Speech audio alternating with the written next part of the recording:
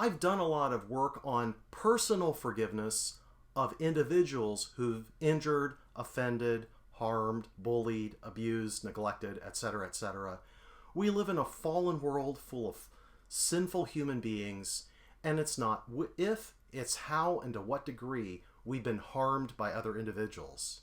And in our Western Christianity, we're pretty good, for the most part, of dealing with person-on-person stuff. And, well, maybe not so good, but at least we acknowledge that's an issue. But what do you do when an entire group of people harms you?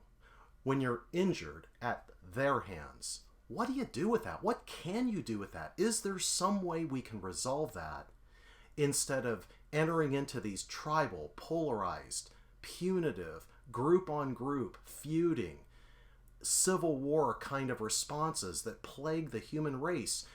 When that's coming into the body of Christ, and when that's between the body of Christ and people outside the body of Christ, something dark and malevolent is at work, and we need God to do a work in us to break us out of that and set us free. Let me use some examples to make this clearer. There are women, for instance, who are abused and battered by husbands, live-in partners, etc., and these representatives of men cause them to see men as either abusers or every man's a potential abuser. So there's this freight they're carrying, not against the individuals who've hurt them, but against the group they represented. Another example is, let's say in everyday life, we feel like our racial group has been repeatedly harmed and abused by another racial group.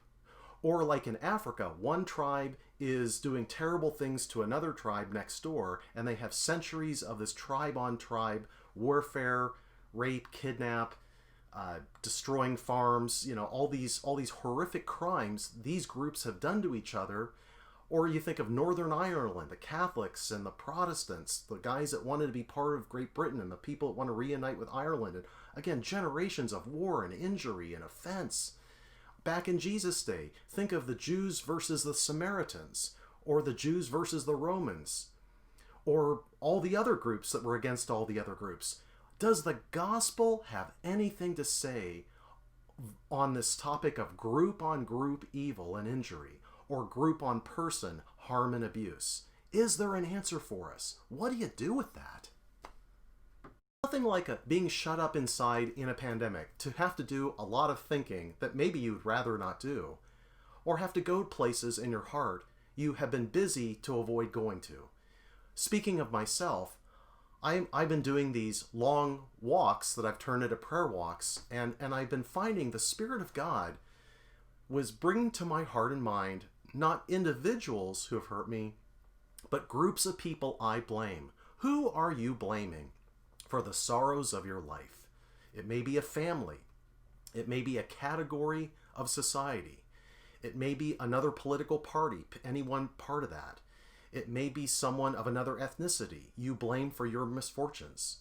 Whatever it is, group on person harms, hurts, and injuries are a real thing. So God was having me name groups of people I blame for some childhood things. I've blamed and felt like I've suffered at the hands of those groups of people, those categories. And what he had me do was really simple. Step one, I admitted it. I have a grievance. I'm aggrieved. I'm injured by groups of people. And I made a list. Here are the groups I've blamed, I've seen as injuring me. Step one is coming clean, getting honest with God. These are the groups on my I have a problem with them list. The next step was bringing that to Christ. And I mentioned Jesus Christ because the Bible teaches Jesus carried not just the sins of individuals, but he carried the sin of all mankind, the whole human race, and our entire human race, guilt he carried on the cross. And he died not just for individuals, but he carried the weight of us all. And God settled our sin in a terrible way by pouring out his wrath, exacting the just punishment, and experience of an intensity of hell during that 6 hours on that Friday. And Christ as God bore that weight. He carried all the group's offenses of all mankind for all time, as well as every person. So I want to make a quick point. The question is, who owns your injuries? Who now owns them? Do you own them? Do you belong to your injuries? Or does somebody else buy you, purchase you, and now you belong to him, not the harms and hurts groups of people have done you? It's a great question. It's an important question. So I began to gain some freedom when I did this simple thing. I consciously transferred the ownership of those injuries from myself to Jesus. Group by group, I offloaded the injuries at the hands of group, the blame of groups, the offense and complaints I had against groups.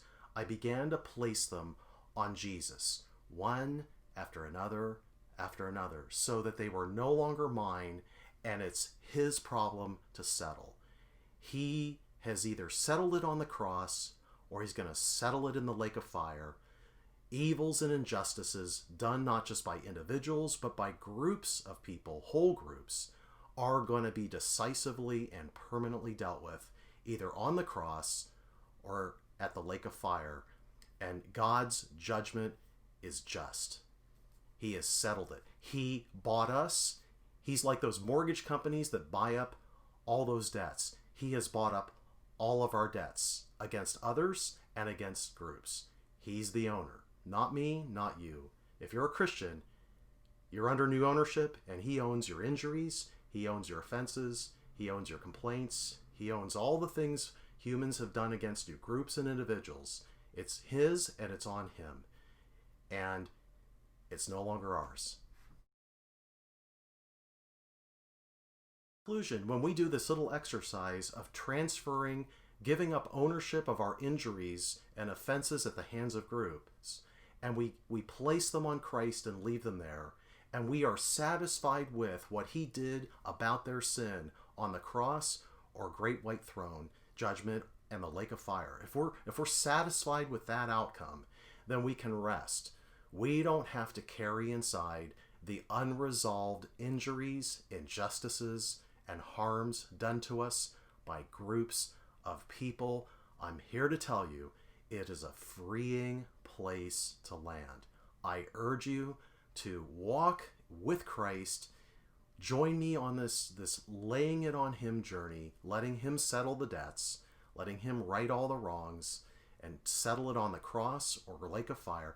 Join me in finding peace at what God did about the injuries, evils, harms, and injustices that whole groups of people did to you and your group.